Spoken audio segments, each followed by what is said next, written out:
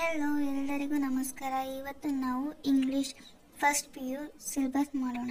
ಅದರಲ್ಲಿ if I was a tree ಎಂಬ ಪದ್ಯವನ್ನು ಅರ್ಥ ತಿಳ್ಕೊಳ್ಳೋಣ. ಇವತ್ತು ನಾವು if I was a tree ಅಂದರೆ ಇದನ್ನು ಕನ್ನಡದಲ್ಲಿ ಮೂದನ್ಕುಡು ಚಿನ್ನಸ್ವಾಮಿ ಅವರು ಬರೆದಿದ್ದಾರೆ. ಅದನ್ನು ಇಂಗ್ಲೀಷಲ್ಲಿ ರೋವಿನ್ ಹಿಲ್ ಎಂಬ ಕವಯಿತ್ರಿ ಅವರು ಅದನ್ನು ಟ್ರಾನ್ಸ್ಲೇಟ್ ಮಾಡಿದ್ದಾರೆ. ಕವಿ ಪರಿಚಯ ಮಾಡ್ಕೊಳ್ಳೋಣ ಬನ್ನಿ. ಫಸ್ಟು ಮೂದನ್ಕುಡು ಚಿನ್ನಸ್ವಾಮಿ ಅವರು 22 ಸೆಪ್ಟೆಂಬರ್ 1954 ಅಲ್ಲಿ ಜನನ ಆಗ್ತಾರೆ. ಅವರು ಇಂಡಿಯನ್ ಕನ್ನಡ ಲ್ಯಾಂಗ್ವೇಜಲ್ಲಿ ಬರೀತಾರೆ, ಅಂದರೆ ಕನ್ನಡದಲ್ಲಿ ಬರೀತಾರೆ. ಅದನ್ನು ಇದು ಬಂದು ರೋಲಿನ್ ಹಿಲ್ ಇವರು ಟ್ರಾನ್ಸ್ಲೇಟ್ ಮಾಡ್ತಾರೆ. ಅವರು ಇಂಗ್ಲೀಷಲ್ಲಿ ಸ್ಪ್ಯಾನಿಷಲ್ಲಿ ಎರಡು ಲ್ಯಾಂಗ್ವೇಜಲ್ಲೂ ಟ್ರಾನ್ಸ್ಲೇಟ್ ಮಾಡ್ತಾರೆ. ಅವರು 1938 ಅಲ್ಲಿ ಜನನ ಪಡಿತಾರೆ. ಆ ಯುನೈಟೆಡ್ ಕಿಂಗ್ಡಮಲ್ಲಿ ಅವ್ರಿಗೆ 86 ವರ್ಷ ಆಗಿರುತ್ತೆ. ಅವರು ಫೇಮಸ್ ಪಬ್ಲಿಷರ್ 5 ಬುಕ್ಸ್, ಅವ್ರದ್ದು 5 ಬುಕ್ ಫೇಮಸ್ ಆಗಿದೆ. ಅದು ಸ್ಪ್ಯಾನಿಷಲ್ಲಿ. ಮತ್ತು ವೆನ್ಸಿಕಿ ಬೆಸ್ಟ್ ನೋನ್ ಪೊಯೆಟ್ಸ್ ಅನ್ನೋದಕ್ಕೆ ಅವ್ರಿಗೆ ಬಿರುದು ಬಂದಿದೆ. ಅವರು ನಾವೆಲ್ಸು, ಪೊಯೆಟ್ರಿ ಮತ್ತು ಸ್ಟೋರೀಸ್, ಮಕ್ಕಳ stories, collections of children stories ಇದನ್ನೆಲ್ಲ ತುಂಬ ಮಾಡ್ತಾರೆ ಅವರು. ಇವ್ರಿಗೆ ಮತ್ತು ಮೂದನ್ಕುಡು ಚಿನ್ನಸ್ವಾಮಿ ಅವರಿಗೆ ಕನ್ನಡ ಸಾಹಿತ್ಯ ಅಕಾಡೆಮಿ ಪ್ರಶಸ್ತಿ 2022ರಲ್ಲಿ ಬರುತ್ತೆ. ಅವರು ರೈಟರ್ಸು ಮತ್ತು ಪೊಯೆಟ್ ಎರಡೂ ಆಗಿದ್ದಾರೆ.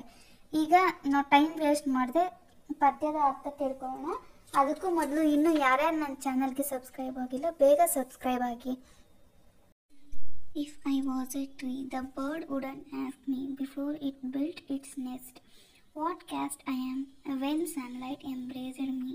My shadow wouldn't feel defiled. My friendship with the cool breeze and the leaves would be sweet. ನೋಡಿ, if I was a tree ಅಂದರೆ ನಾನೊಂದು ವೇಳೆ ಮರವಾಗಿದ್ದರೆ, the bird wouldn't ask me before the built. ಆ ಪಕ್ಷಿ ಬಂದು ಗೂಡನ್ನು ಕಟ್ಕೊಳ್ಳೋದಕ್ಕೂ ಮೊದಲು ನೀವು ಯಾವ ಜಾತಿ ಅಂತ ಕೇಳ್ತಾ ಇರಲಿಲ್ಲ. ಸೂರ್ಯನ ಬೆಳಕು, ಇದು ಎಂಬ್ರೇಸರ್ ಅಂದರೆ ಅಪ್ಪಿಕೊಳ್ಳೋದು. ಸೂರ್ಯನ ಕಿರಣಗಳು ಅಪ್ಪಿಕೊಳ್ಳುವ ಸಂದರ್ಭದಲ್ಲಿ ನನ್ನ ನೆರಳು ನಾ ಅಪವಿತ್ರ ಆಗಿಬಿಟ್ಟೆ ಎಂದು ಅಂದುಕೊಳ್ತಾ ಇದ್ದಿಲ್ಲ.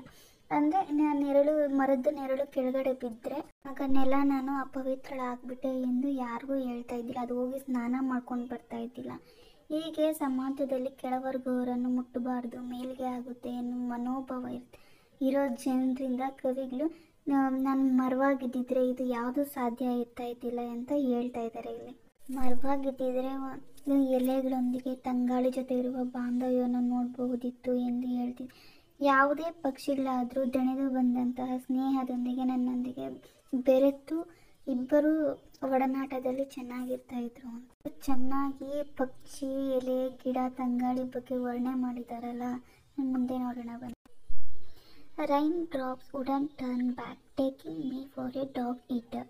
When I branch out further from my roots, Mother Earth wouldn't flee shouting for a bath. ಇದರಲ್ಲಿ ಡಾಗ್ ಈಟರ್ ಎಂದು ತೆಗಳಿ ಮಳೆ ಹನಿಗಳು ಹಿಂದಕ್ಕೆ ಹೋಗ್ತಾ ಇರಲಿಲ್ಲ.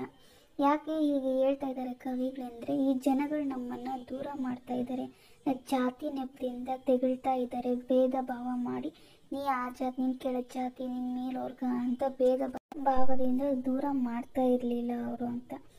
ಮತ್ತು ಮರ ಬೇರು ಬಿಟ್ಟಿರುತ್ತಲ್ವ, ಆ ಬೇರುಗಳಿಂದ ಬ್ರಾಂಚಸ್ ಬೆಳೆದು ದೊಡ್ಡದಾಗಿ ಅದನ್ನು ಯಾರಾದರೂ ಟಚ್ ಮಾಡಿದರೆ ಅದು ಹೋಗಿ ಸ್ನಾನ ಮಾಡ್ತಾ ಇರಲಿಲ್ಲ. ಕೀಳು ಜಾತಿ ಎಂದು ಭೇದ ಭಾವ ಮಾಡ್ತಾ ಇದ್ದಿಲ್ಲ. ಮೊದಲು ಅವರು ನಮ್ಮಂತೆ ಮನುಷ್ಯರು ಎಂದು ಭಾವಿಸ್ಬೇಕಲ್ವ ನಾವು. ಅವರಿಗೂ ಸಿಗಬೇಕಾದಂಥ ಅವಕಾಶಗಳು ಇರ್ತಾವಲ್ಲ, ಅದು ಅವ್ರಿಗೂ ಸಿಕ್ಕಿದ್ರೆ, ಅವ್ರ ಸ್ಥಾನಮಾನ ಅವ್ರಿಗೆ ಸಿಕ್ಕಿದ್ರೆ ಏನು ಬೇಕಾದರೂ ಅವರು ಸಾಧಿಸ್ಬೋದು. ಈ ಸಮಾಜದಲ್ಲಿ ಸಾಧನೆ ಮಾಡೋಕ್ಕಿರುವ ಅವಕಾಶಗಳು ಬೇಜಾನಿದ್ದಾವೆ. ಅದರಲ್ಲಿ ಕೀಳು ಜಾತಿ, ಮೇಲು ಜಾತಿ ಅನ್ನೋದು ಬಿಟ್ಟು ಅವ್ರಿಗೂ ಸರಿಸಮವಾಗಿ ನೋಡಿದ್ರೆ ಅವರು ಏನು ಬೇಕಾದರೂ ಸಾಧನೆ ಮಾಡ್ಬೋದಲ್ವಾ. ಮನುಷ್ಯರು ನಮ್ಮನ್ನು ದೂರ ತಳ್ದಂಗೆ ಮಳೆ ಹನಿಗಳು ನಮ್ಮನ್ನು ದೂರ ತಳ್ಳೋದಿಲ್ಲ, ಅದು ನಮ್ಮನ್ನು ಅಪ್ಪಿಕೊಳ್ಳುತ್ತೆ ಅಂತ ಇದನ್ನ ಅರ್ಥ. The scared cow would scrape her body on my bark, scratching wherever it itched, and the 300,000 gods sheltering inside her would touch me. ನಾವು ಹಸುವನ್ನು ಪವಿತ್ರವಾದ ಗೋಮಾತೆ, ಆ ಗೋಮಾತೆಯಲ್ಲಿ 3 ಕೋಟಿ ದೇವರುಗಳಿರ್ತವೆ ಅಂತ ನಮ್ಮ ಅನಿಸಿಕೆ. ಗುರು ಹಿರಿಯರು ದೊಡ್ಡ ಆವಾಗಲಿಂದನೂ ಅದನ್ನು ಅನುಭವಿಸ್ಕೊಂಡು ಗೋಮಾತೆಗೆ ಪೂಜೆ ಸಲ್ಲಿಸ್ಕೊಂಡೇ ಬಂದಿದ್ದಾರೆ. ಹಾಗಾಗಿ ಇಲ್ಲಿ ನಾನು ಮರವಾಗಿದ್ದಿದ್ರೆ ನನ್ನ ಬಳಿಗೆ ಬಂದು ಅದರ ಮೈ ತುರಿಕೆಯಾದಾಗ ಉಜ್ಜುತ್ತಾ ತನ್ನದೇ ಆದ ಪರಿಹಾರವನ್ನು ನನ್ನ ಬಳಿ ಹುಡುಕುತ್ತದೆ.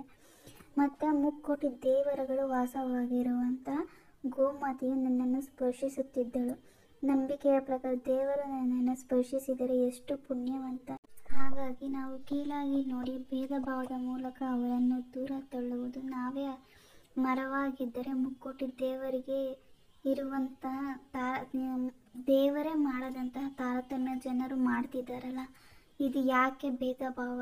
ಬೇಡ, ಎಲ್ಲರೂ ಚೆನ್ನಾಗಿರ್ಬೇಕು, ಹೊಂದ್ಕೊಂಡು ಬಾಳಬೇಕು ಅಂತ ಕಲಿಯಲು ಇಂಡೈರೆಕ್ಟಾಗಿ ಜನಗಳಿಗೆ ಹೇಳ್ತಾ ಇದ್ದಾರೆ. ಈ ಸಾಲಿನ ಅರ್ಥ: Who knows at the end, hacked into pieces of dry wood, burning in the holy fire, I might be made pure, or becoming the buyer for a sinless body, be borne on the shoulders of for good man.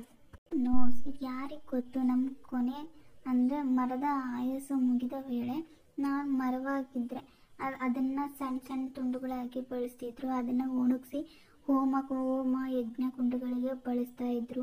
ಆಗ ನಾನು ಪವಿತ್ರವಾದ ಒಂದು ಯಾಗಗಳಿಗೆ ಉಪಯೋಗ ಆಗ್ತಾ ಇತ್ತು. ಹೋಮಗಳಲ್ಲಿ ನಾನು ಮಾಡಿರೋ ಪಾಪಗಳೆಲ್ಲ ಶಪಿಸಿ ಅಂದರೆ ನಾಶವಾಗಿ ಹೋಗ್ತಾ ಇದ್ವು. ನಾನು ಯಜ್ಞಗಳಲ್ಲಿ ಬಳಸಿದ್ರು ಅಂದರೆ ಇದು ಫೈರ್ ಅಂದರೆ ಯಜ್ಞ ಯಾಗಗಳಂತ ಆಗುತ್ತೆ. ಇದು ಸೈಲೆನ್ಸ್ ಬಾಡಿ ಅಂತಂದರೆ ಇಲ್ಲಿ ಯಾವುದರ ತಪ್ಪು ಮಾಡದೇ ಇರುವ ವ್ಯಕ್ತಿ ಸತ್ತಾಗ ಅವರನ್ನು ಶರೀರವಾಗಿ ತೆಗೆದುಕೊಂಡು ಹೋಗುವ ಚಟ್ಟವಾಗಿರುತ್ತೇನೆ, ಅಥವಾ 4 ಜನರ ಹೆಗಲ ಮೇಲೆ ಕುಳಿತುಕೊಳ್ಳುತ್ತಾ ಇದ್ದೆ. ಅವರು ನನ್ನನ್ನು ಎತ್ತಿಕೊಂಡು ಸಾಗುತ್ತಿದ್ದರು. ಮರವಾಗಿದ್ದರೆ ಎಲ್ಲವನ್ನು ಸಮಾನವಾಗಿ ನೋಡುತ್ತಾ ಜಾತಿ ತಾರತಮ್ಯ ಕೂಡ ಯಾರೂ ಮಾಡ್ತಾ ಇರಲಿಲ್ಲ. ನೀನು ಆ ಜಾತಿ ಮರ ಈ ಜಾತಿ ಮರ ಅಂತ ಯಾರೂ ನೋಡಿಲ್ಲ, ಬಳಕೆ ಆಗಬೇಕು. ಅದೇ ನಾನು ಮರವಾಗಿದ್ದಿದ್ರೆ ಸೂರ್ಯನ ಬೆಳಕು ನನ್ನ ಅಪ್ಪಿಕೊಳ್ತಾ ಇತ್ತು. ಪಕ್ಷಿಗಳು ಬಂದು ನನ್ನನ್ನು ಗೂಡು ಕಟ್ಕೊಳ್ಳೋದಕ್ಕೆ ನೀನು ಯಾವ ಜಾತಿ ಅಂತ ಕೇಳ್ತಾ ಇರಲಿಲ್ಲ.